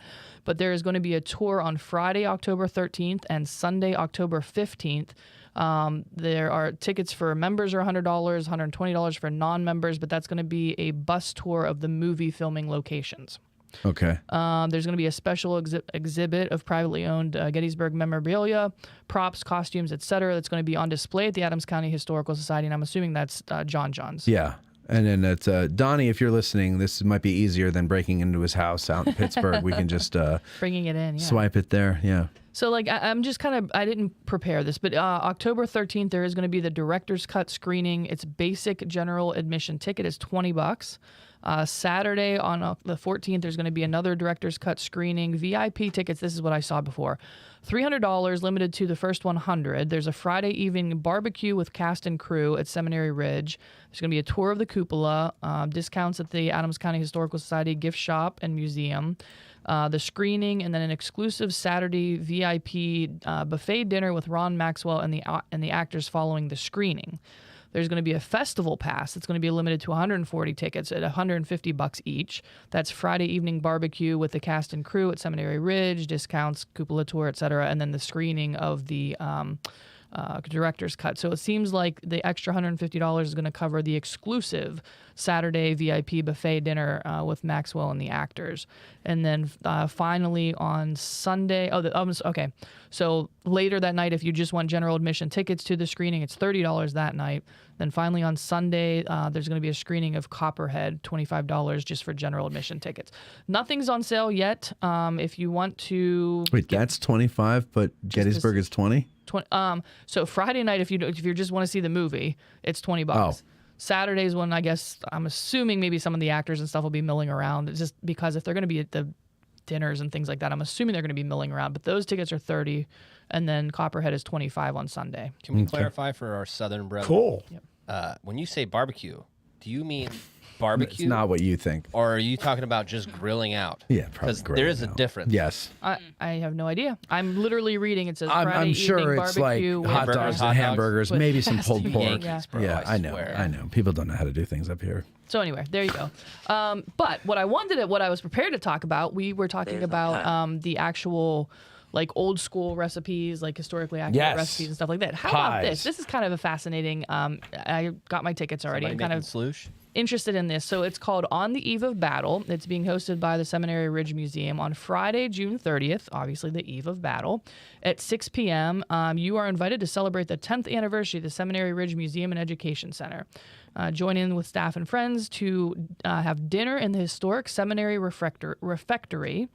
160 years to the evening since John Buford's men camped on Seminary Ridge. The meal, catered by Ragged Edge, will be inspired by authentic Civil War recipes of the battlefield and home front. Oh, that's kind of neat, right? I'm definitely going to make it for that. Yeah, so the tickets for this are on sale already as well. So you can reach out to the Lutheran Seminary Ridge Museum and get your tickets for that. Brian Matthew Jordan is going to be doing a presentation speaking upon his forthcoming book project called The Crucible of the Republic. And as the sun descends towards the South Mountain horizon, museum staff will lead a walking tour examining the seminary grounds on the night before the beginning of the largest battle in the Western Hemisphere. Members, $65 a person. Non-members, $75. Seating is extremely limited because this is inside a historic building with, obviously the meal being catered. So anyway, jump on those. Those tickets have officially gone on sale. They went on sale May 1st, I believe. So hurry up and jump on that. Real quick, you just reminded me, J.D. Hewitt and I have been talking about doing a panel at the seminary during the anniversary weekend. I don't know what the theme will be, but it would be JD, myself, and Chris Mowry from History Traveler. And we don't have any details yet. I'm waiting to hear back from the seminary when they have time to squeeze us in and all that. But we'll let you know once we know ourselves. Cool. Go ahead. Neat. So speaking of the seminary, we'll just keep in that. They have officially announced their Sunset at the Seminary programs for this summer. May 20, they're all Friday nights. So May 26th, June 23rd, July 28th, and August 18th from 6:30 to 7:30. If you're in town, make your plans now just to join them. Normally, it's a free presentation by one of the staff members that talks about some topic that has to do with Seminary Ridge. Those are all kind of cool. Yeah. So mark your calendar for that if you're planning in advance. Sunset at the seminary makes me happy. Okay. All right. If you're also planning ahead, get your calendars out because the first family day of the year at Spangler Farm is going to be Memorial Day weekend, but it's going to be the 27th from 10 a.m. until 3 p.m. So get your calendar out. Now, don't forget, ladies and gentlemen, our May Get Out of the Car tour is also on the 27th. There are other things going on in town, but that does not mean you have to skip the tour to do them because the other things last all day. Right. Ours is only 2 hours. So don't forget, Who Loves You, Baby? Right. Who loves you, pretty audience? Who's gonna have me bleedy bleed? What's the next line? Who's gonna make you feel all right? Is that right? I think you're right. Who's gonna love you, love you? You know, the drummer from that era of the Four Seasons, Jerry Polchi, was my student teacher in band when I was in high school. And I didn't know this. None of us knew this. But one of the parents recognized the name Jerry Polchi because they were big Four Seasons fans. You know, we live in New Jersey. It's issued to you when you're born. Frank Sinatra, Four Seasons, and Bon Jovi. Oh, and Stinkstein. But we burned ours in on my family. Anyway, so so one day Hank, the kid in the class whose parents recognized the name, brought in the album that I believe that song and December 1963, oh, what a night, that. Brought it in, and there on the back was Jerry Polchi. And there at the podium with the baton was Jerry Polchi. And we were all like, holy shit. He married Frankie Valli's daughter. Oh, wow. And he was the drummer for the Four Seasons, and he sings lead. He's the guy who sings lead on Oh, What a Night. Huh. It's not, everybody thinks it's Frankie Valli. Frankie Valli's got the part goes, oh, I got a funny, that's Frankie Valli. But he's the guy who has the lead. Huh. Yeah. How about that? How about that? How about that? Who knew? How about that? How about that? All right. So also, if you're planning ahead, the Association of Licensed Battlefield Guides has announced their fall symposium. It's going to be Oak Ridge Attack and Defense. It's going to run from September 22nd through the 24th. I believe tickets have gone on sale for that as well. So that normally sells out every year. So if you're interested, go on over to their website and look that up. Also, the Underground Railroad tours are back this year. Matter of fact, starting this Saturday and running through the rest of summer pretty much. Saturday at 11 a.m. if you're interested in taking a tour of the old McAllister Mill Underground Railroad site. They are being hosted again. You just meet right at the parking lot for the old Mulligan McDuffers. Is that Kendra doing that? Or? Well, so Kendra DeBaney is hosting a special tour for the Gettysburg Civil War Roundtable. It's a it's a members only event. Do you have to wear your members only jacket? Yeah. So that's this Saturday, but also this Saturday, historic Gettysburg, Adams County, the normal organization that puts on these things annually with Deb, Novotny and some of the other tour guides, they are starting up again for the season. So if you are a member of the roundtable, what you're asked to do is park in the north half of the parking lot, because the south half is going to be taken up by HGAC. Okay. But those tours are back on, and they're awesome. If HGAC? HGAC. What? Just teasing. What is HGAC? Historic Gettysburg, Adams County. Okay, right. And that's they're the people that do the barn. Yes. Okay, got it. So anyway, mark your calendars for that. That runs Marking throughout the them. summer. Good. Just a reminder: the Adams County Farmers Market is underway. Last week Yes, was the it is. opening, and it Did was you go? I did. Yeah. I did too. Yep. Same. Did you? I did too. You missed it. I didn't. You must have been there around the same time we got there, because you mentioned throughout this week that you ran into Jeff Shara there, and Yes. he was like walking through right behind us with Yeah. his wife. So we Oh, must so have just you somehow... walked. If he was right behind you, then you walked right by us first. Oh, that's wild. Yeah, we were talking to the guys at the mead table. Oh, okay. That make mead. Yeah. What's mead taste like? Oh, I didn't try. I've had it before and I can't remember, but it's sweeter. It's made with honey, It's honey, yeah. But I don't remember specifically. I couldn't give you a description of the flora and fauna. Well, I wanted to. Some people talk too much, and I know this is kind of stupid coming from me, but it's. I didn't need the guy's life story. Very nice people, but I just didn't need the life story. So if you want to come on and advertise with our... Yeah, by all means, welcome. Sweet holy Moses. No. It was it wasn't. I'm just kidding. It wasn't the mead guy. It was while we were talking to the okay, mead good. people. Okay. No, I'm sorry. Yeah. Jeez, no, there was man, another guy came up. He was trying to get us to. Yeah, I'm sorry. I totally skipped the whole part there. While we're talking to the mead guy, another guy comes over, and Amy was talking to the mead guy, and I was like off to the side, and this other guy comes over, and he starts talking to me about our Lord and Savior. And I was like, oh, and I bumped into this guy a million times. I was trying to get me to go to his church, and you know, he, it just annoys me when people do that. It's just annoying, and it's not just because of the Christian thing. If it was any other religion or any other philosophy, if somebody came up to me trying to get me to be a Republican or a Democrat, I'd tell them to go pound sand, just the way I did this guy. And I punched him in the tooth, knocked it right out. I got the scab here to prove it, and yeah. So no. I was, of course, I was polite to the guy, and I listened to him, and I heard him out, and. The thing is, some people just have a hard time picking up cues, like when you don't, when you don't answer, or when you don't like say anything more than oh yeah, or interesting, or you know, whatever. But they keep on going. It's almost like you don't even need to be there. Yeah. They're not really interested in talking to you. They just want to hear things, you know. A monologue situation. Yeah. Wow. Yeah. So anyway, that was my thing. Wow. There's no such thing as a 5-minute conversation in Gettysburg. So if you're ever in a hurry, ladies and gentlemen, give yourself time. Wow. Okay, go ahead. All right.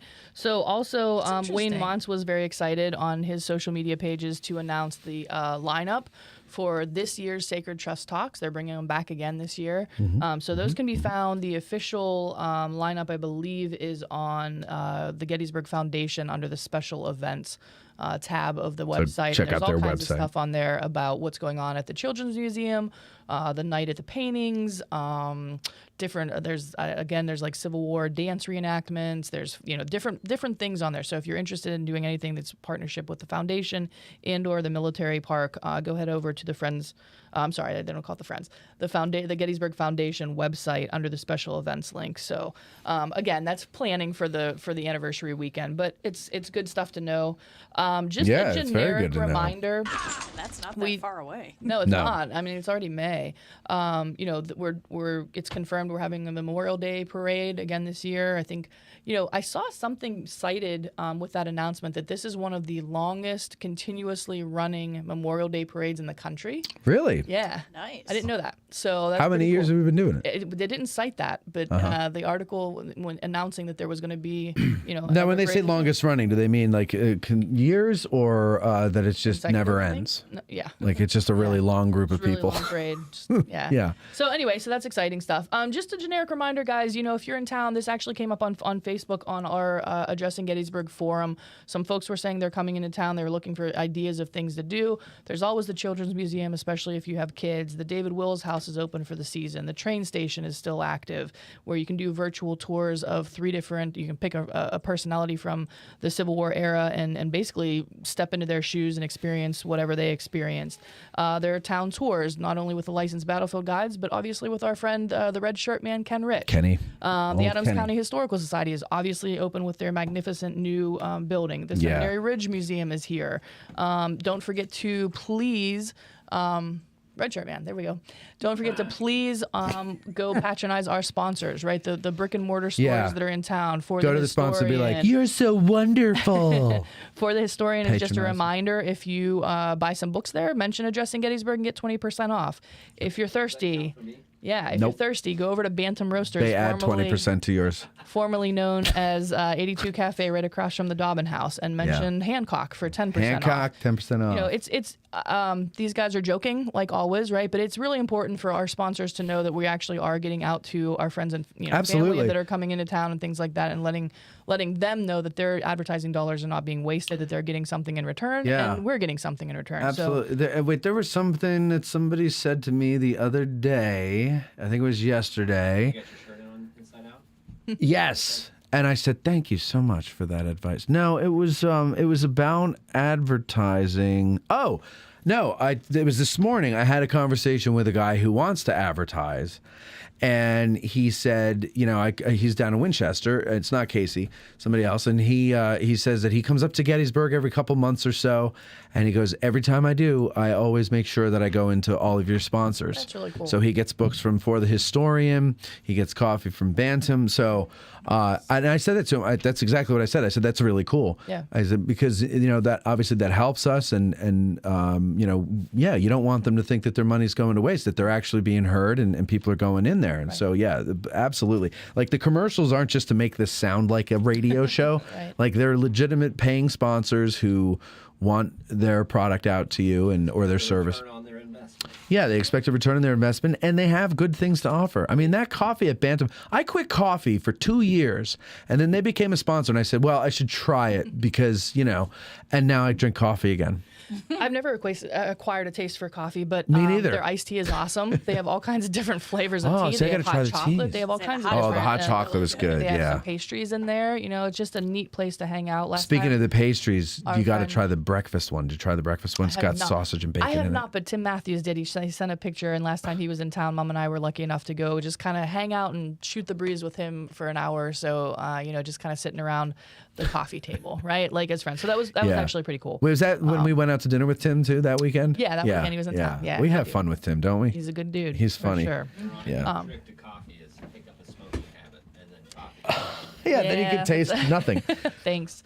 But hey, real quick, one other last plug. I sound like a broken record. I'm like the who was the dude that used to do the make sure your dogs and cats are spayed and neutered? Bob Barker. Thank you.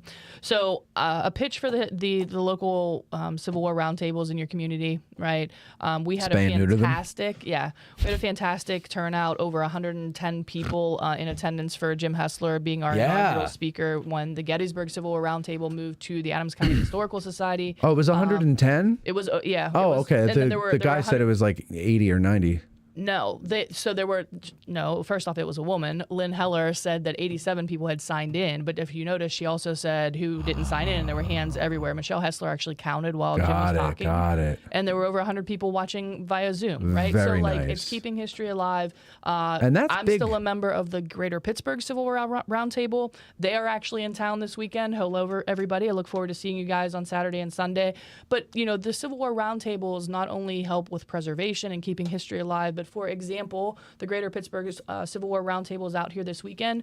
Fran Fayok and Rick Schroeder are taking them around Saturday to the different points associated with the Spangler Farm and Field Hospitals, and then Britt Eisenberg's taking us around on Sunday for the East Cavalry Field. You know, I have they're not- $10. You know what I mean? Like, these tours are like $10. Yeah. You get your money's worth when you join these organizations. You help keep them alive. You help keep passing this on to hopefully a newer generation and things like that. So please consider joining your local, whether it's a historical society if you don't have a round table, or something that honors, what we're trying to do with the show even here too.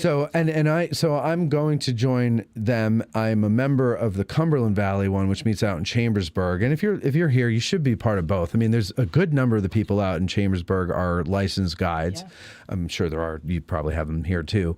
And it's just fun. Like, you get together. Now, what we do, I don't know if I think they're doing it this year. I don't know what the plan is actually. I'm not going to say whether they're doing it or not. But last year, they cleaned the the emails have been going around. They've been doing it for this is the second week already. Oh, they're going to do it? Okay, yeah, good. They've been doing it. Oh, they've been doing it. For the tombstones? No, here on the battlefield. Yeah. No, we always do that. Yeah. But they. Yeah. But no, last year we cleaned tombstones, and Addressing Gettysburg sponsored it. We gave them the money to do it, and I was away. Yes, you were away. Some of us actually applied our elbow grease to physically cleaning the tombstones. Thank you, Veronica. But thank you for putting the money up for that, because that stuff's not inexpensive. I think it's like $250 for like a bottle of that. Well, I gave them $250,000. Yeah, so so that was. But no, they're all great, and I loved that talk with Jim last week, because I love Custer and Jim loves Custer, and Jim finally got a nice scarf. Jim. That's what I said. You said Tim. No. I misspoke. My tongue got in the way of my eye tooth, and I couldn't see what I was saying. Tim Smith had a scarf. I was like, wait. No. Jim finally got a nice Custer scarf, a red. It was very nice and shiny. No, he doesn't have a pin yet, but we'll get him a pin someday. But anyway, it was really good, and I really enjoyed it. I was sitting up there up front, like, elbows on my knees, like listening to him and laughing at every joke. Yeah.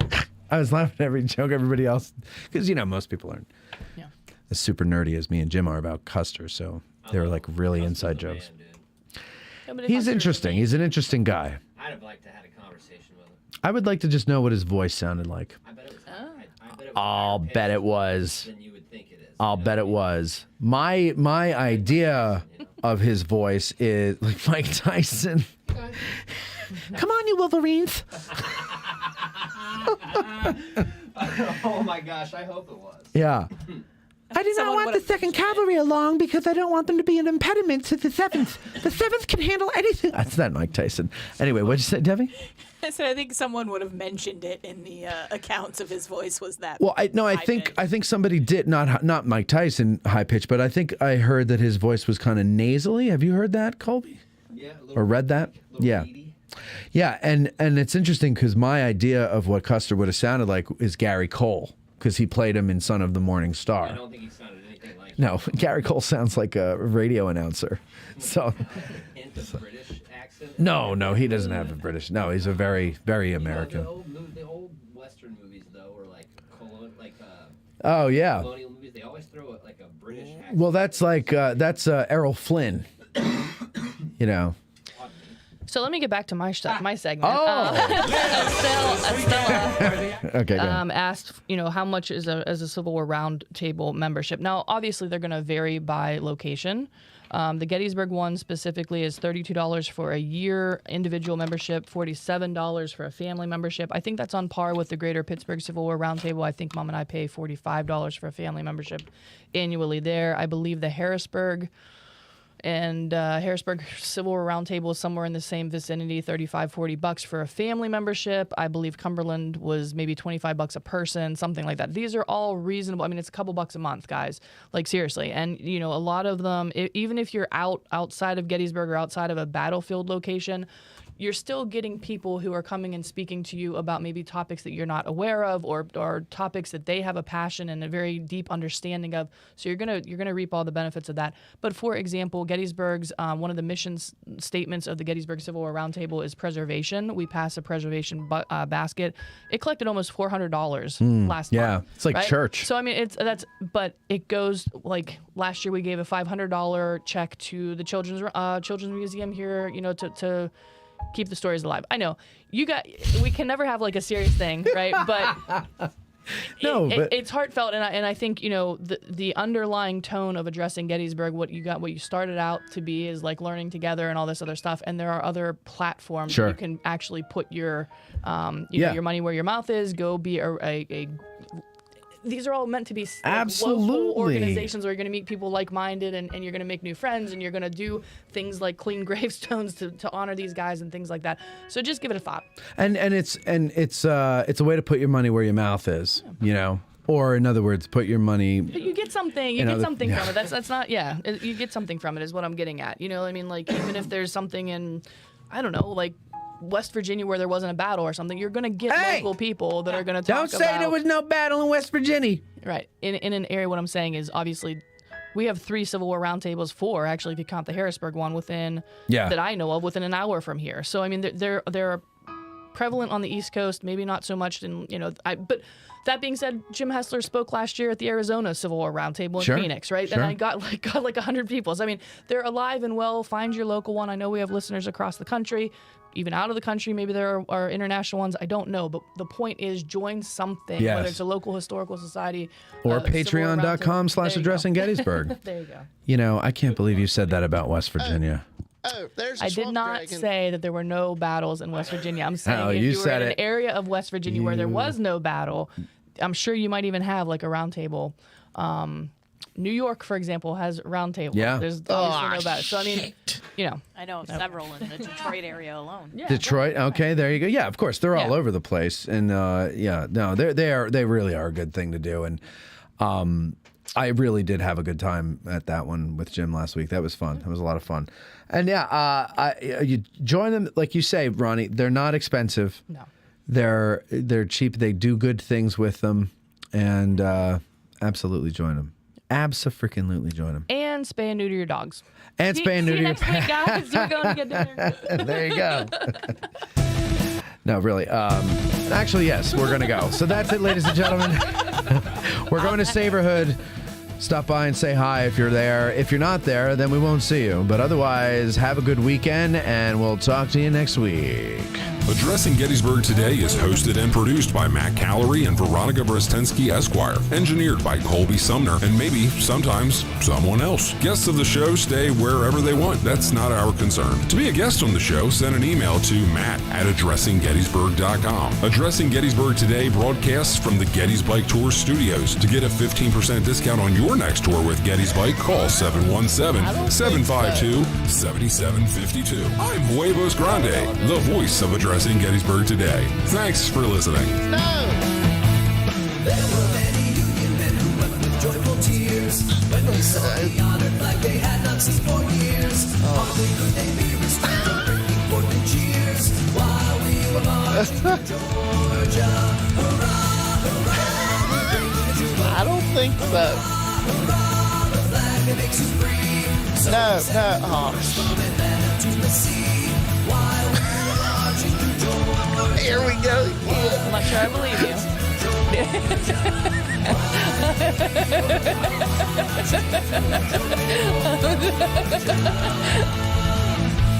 That one was a good one. This concludes our broadcast day.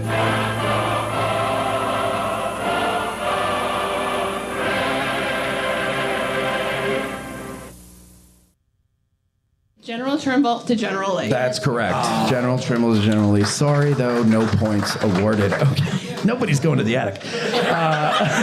Okay. Cameron, here we go. Yeah, I know. They still talk about your grades there with reverence and awe. That's easy. That's General Longstreet to the British Observer.